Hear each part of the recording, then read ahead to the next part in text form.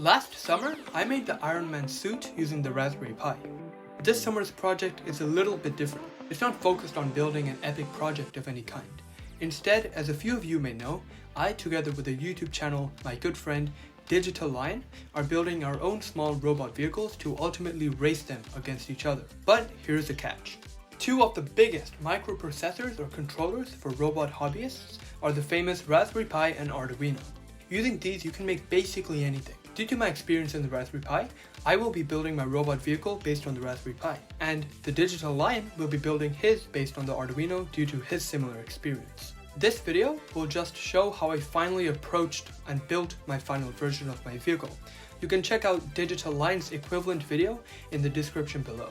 Next video, we will actually go ahead and race our cars against each other on several different tracks. So check out both the cars and comment below who you think will win the race battle. Anyways, for this battle, I ended up making basically 4 to 5 different cars. I will show my progress and work with each of them. However, if you would like to see the very final car which will go for racing, go ahead and skip to this time shown right over here, but the really cool stuff on the way.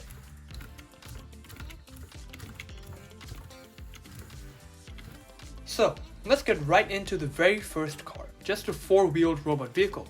However, the motor drivers I used were two L293D H-bridge integrated circuits. These were more efficient than the famous L298N motor driver, but were slightly less powerful. To supply power to the motors, I used a 6-volt battery pack with 4 AA batteries. For all my cars, I attached a camera module at the front, which can also see in night vision. This is mainly so I can get a view of the car while controlling it. Later, I also added an LCD module at the front. However, I later realized that this was just an additional weight problem for the car, and it only showed 2 texts, nothing dynamic. Now, wireless control with the Raspberry Pi is quite difficult, as most people rely on a strong Wi-Fi connection through VNC or SSH. What I did is I bought a wireless keyboard and a mouse, as it has a stronger mid-range connection which can work without Wi-Fi. To power the Raspberry Pi, I used a 5-volt power bank. Here's the version 1 vehicle.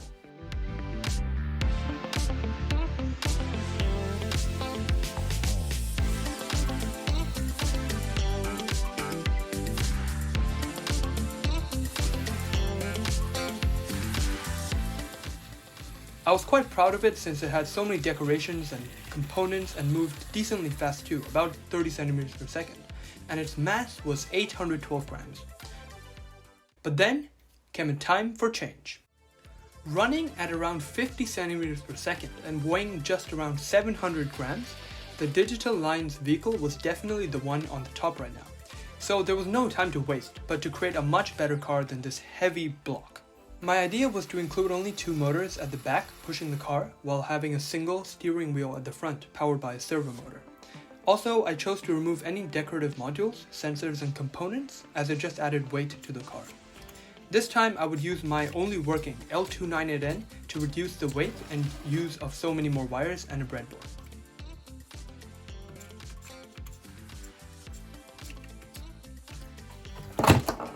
Yeah, epic fail.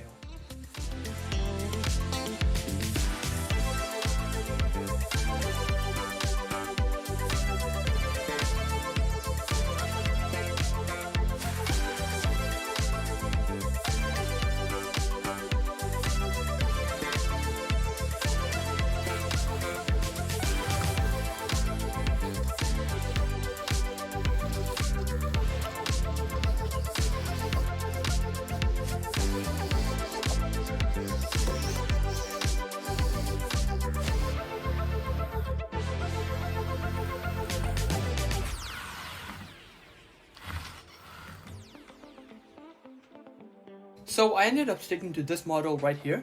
Instead of having a servo there, I just attached a larger fixed singular wheel.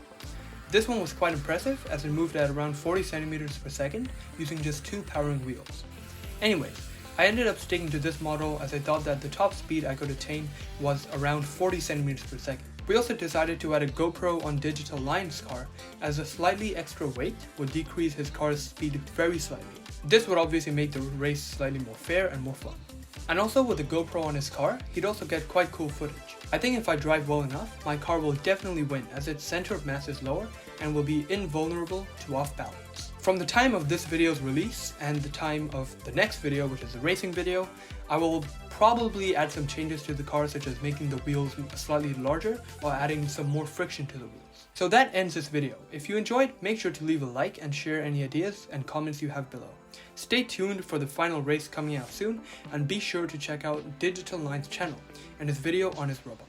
It's going to be great fun, and I'll see you next time.